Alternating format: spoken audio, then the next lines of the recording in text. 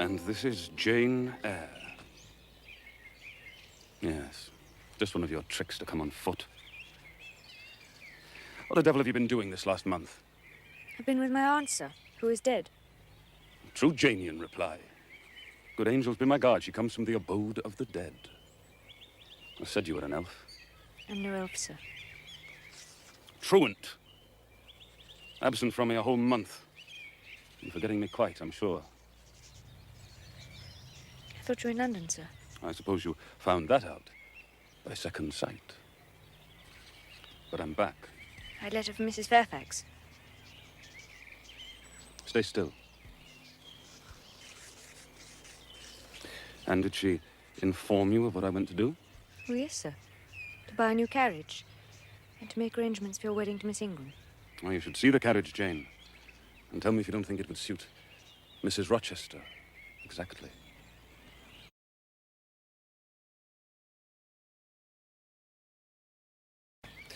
I wish at times I were a trifle better adapted to match with her, externally. Tell me now, fairy that you are, you couldn't give me a charm or a filter or something of the sort? It would be past the power of magic, sir.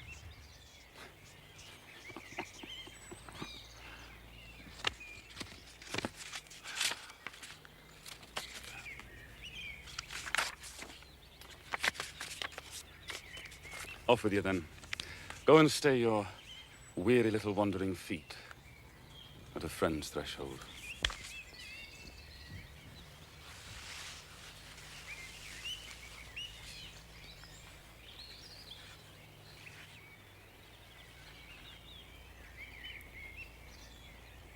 Thank you, Mr. Rochester, for your great kindness to me. I'm strangely glad to be back again. Wherever you are is my home. My only home.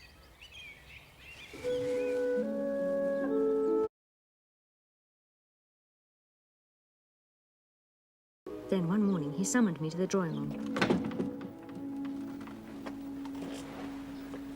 Sit down. Now, Jane,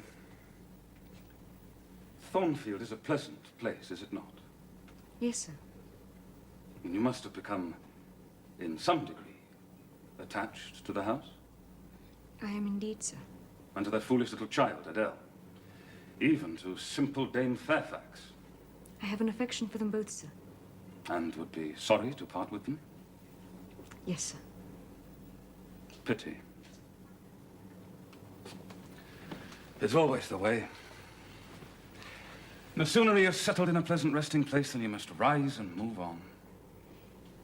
Must I leave Thornfield, sir? Yes, I'm sorry, Jane. I believe indeed you must. I shall be ready when the order comes, sir. It is come now. Then you are to be married. Exactly. Precisely. With your usual acuteness, you have hit the nail straight on the head. Soon, sir? Very soon, my... Miss Eyre. And you'll remember, the first time I intimated that I intended to take Miss Ingram to my bosom, you said, with that discretion I admire in you, that you and little Adele had better trot forthwith. I shall seek another situation immediately, sir. In a month, I hope to be a bridegroom. In the interim, I will myself look out for employment for you. I'm sorry to put you to any kind of trouble. No need to apologize. You've done your duty well. You have a sort of claim upon me. Indeed, I had heard of a situation that may suit. The 5 daughters of a Mrs. Dionysius O'Gall in Western Ireland. Ireland? Oh, you like Ireland, I think. They're very warm-hearted people there, they say. But it is so far away. From what? Well, from England and from Thornfield. And? From you, sir.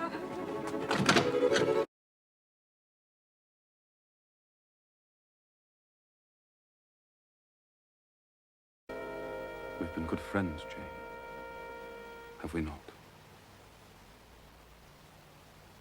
Yes, sir. And then we shall sit together in peace tonight. even if we should be destined never to do so again. It's a long way to Ireland. I'm sorry to send my little friend on such weary travels, but if I cannot do better, how's it to be hoped? Are you anything akin to me, Jane, do you think? Because I have a strange feeling with regard to you, especially when you're near to me as now. And if that boisterous channel and 200 miles of land come broad between us, I'm afraid some cord of communion will be snapped. Then I shall take to bleeding inwardly. As for you, you'd forget me. That I never should, sir. Do you hear the nightingale singing in the wood? Listen. I wish I'd never been born. I wish I'd never seen Thornfield. No, because you're sorry to leave it? I love Thornfield. I love it because in it I've lived a full and delightful life. Not been trampled upon. I've talked face to face with what I reverence, with what I delight in.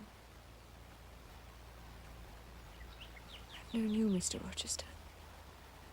It strikes me with terror and with anguish to be torn away from you forever. I see the necessity of departure, and it is like looking on the necessity of death. Now, where do you see the necessity? You have placed it before me. Mr. Ingram, your bride. My bride? What bride? I have no bride. You will have. Yes, I will. Then I must go. No, Jane. You must stay. I swear it. I tell you, I must go. Do you think because I'm poor, obscure, plain and little, I'm soulless and heartless? I have as much soul as you and full as much heart. And if God had blessed me with some beauty and much wealth, I would have made it as hard for you to leave me now as it is for me to leave you.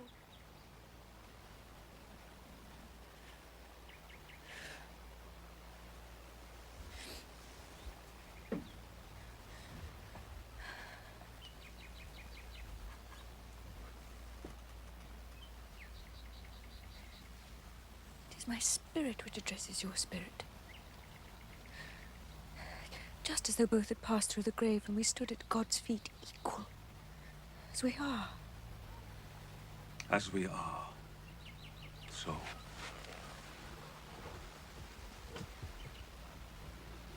So, Jane. You are a married man, or as good as married. Married to one inferior to you, whom I do not believe you truly love. I would scorn such a marriage, therefore I am better than you. Let me go. Jane, don't struggle so like a wild, frantic bird. I am no bird. I am a free human being with an independent will, and I shall leave you. It is your will that shall decide your destiny. I offer you my heart, my hand, and a share of all my possessions.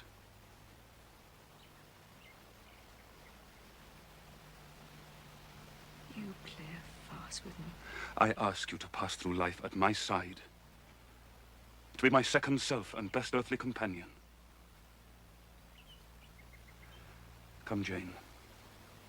Come hither. Your bride stands between us. My bride is here, because my equal is here. And my likeness. Jane, will you marry me? Do you doubt me, Jane? Entirely. You have no faith in me? Not a whit. Am I a liar in your eyes? What love have I for Miss Ingram? None, and that you know. What love has she for me? I shall never marry that mercenary. You strange, you almost unearthly thing. I love you as my own flesh. I entreat you. Accept me as your husband. Jane, I must have you for my own. Entirely my own. Will you be mine? Accept me. Marry me. Mr. Rochester, let me look at your face.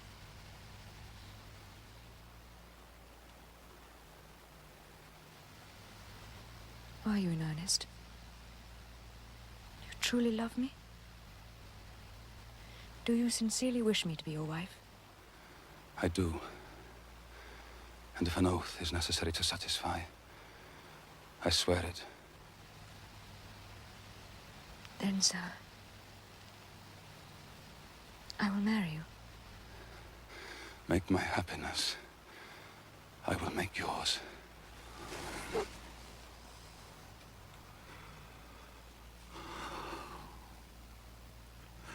God pardon me, and man meddle not with me. I have her, and will hold her. Edward, there is no one to meddle. I have no kindred to interfere. No. That's the best of it. Are you happy, Jane? Yes. It will atone. It will atone. My love and constancy will expiate. God will judge me kindly. For man's opinion, I defy it.